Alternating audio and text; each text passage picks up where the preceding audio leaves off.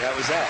That's how that worked. People who deal in content that's on the edge as you do oftentimes live a life that's similarly on an edge.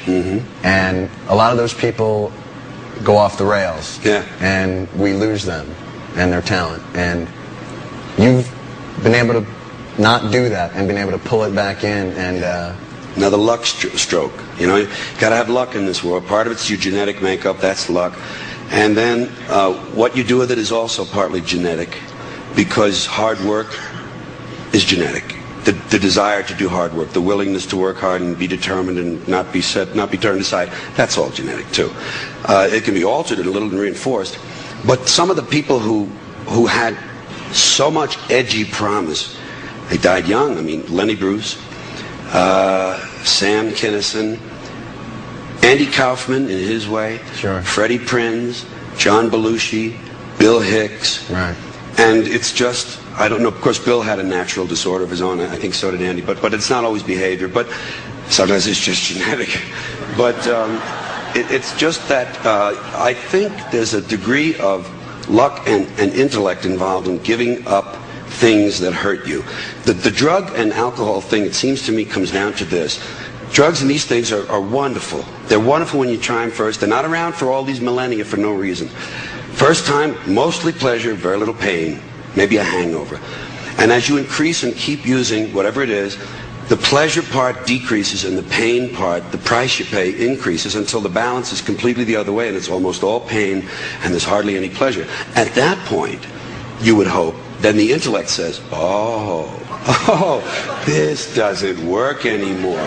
I'm going to die, and I'll do something. But you need people around you who can help you, and you need something to live for. You have to have something to look forward to bring you out of it. You know, there are a lot of people who don't have a lot to live for, and they're sort of stuck inside. Was there ever any fear that by giving up the drugs, you lose a bit of the genius by giving up the wild lifestyle, sanity being the enemy? Well, that has been a canard for a long time, that most of this creativity comes from being wacky. And I'm sure there's a lot of truth in that, as far as just being plain old wacky. Where the drugs are concerned and alcohol, they do seem to open a window for you. They do seem to broaden the vistas at first. The thing you have to do is learn when, you know, it's like all these great writers who became drinkers. You have to sort of, like, I find with pot, I'm not a big drug user anymore, but I have always a joint somewhere near me. I don't, you know, hidden. Might be hidden. And what I do, and I hardly touch it maybe once a month, that would be frequent for me. But when I'm writing something, and I write perfectly straight, perfectly sober, and I write a whole lot of stuff, 6, 7, 8, 9 pages, and I really pour it out, the next day, one hit is all I need now. One hit, and it's punch-up time. Time to get this thing going. And you do find, with that sort of judicious use, I find there's some value in it. But most of the things we use don't let you leave them alone. They don't. Pot does, thank goodness for that. Well, that's excellent. What?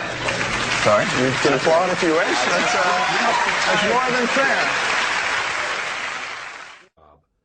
And I dreamed a path that was traditional. Comedian, disc jockey, comedian, actor, big success. A mainstream dream. Meanwhile, what I really was an outlaw and a rebel, because I had lived that kind of life. I got kicked out of 3 different schools. I got kicked out of the Air Force. I got kicked out of the choir. I got kicked out of the altar boys. I got kicked out of summer camp. I got kicked out of the Boy Scouts. And I quit school at 9th grade. I had great marks. I was a smart kid, but I didn't care. They weren't teaching what I want. I didn't give a shit. It's important in life if you don't give a shit. It can help you a lot. And I was I was a pot smoker when I was 13. We broke the law. We broke into cars. We broke into offices. We broke into Columbia University. We broke into stores. We did all sorts of unlawful things.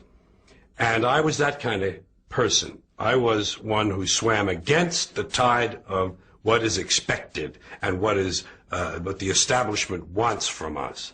But I didn't know that about myself, because this dream blinded me. This dream was about America, about the path that we all follow, the middle of the road, middle class, America, mainstream will dream. And meanwhile, I'm sitting there like this, you know, fuck those people. Fuck that shit. Look at this stupid shit. No, I don't want to be in the bunny number. Can I get out of the bunny number, please? I don't want to put on that fucking uniform.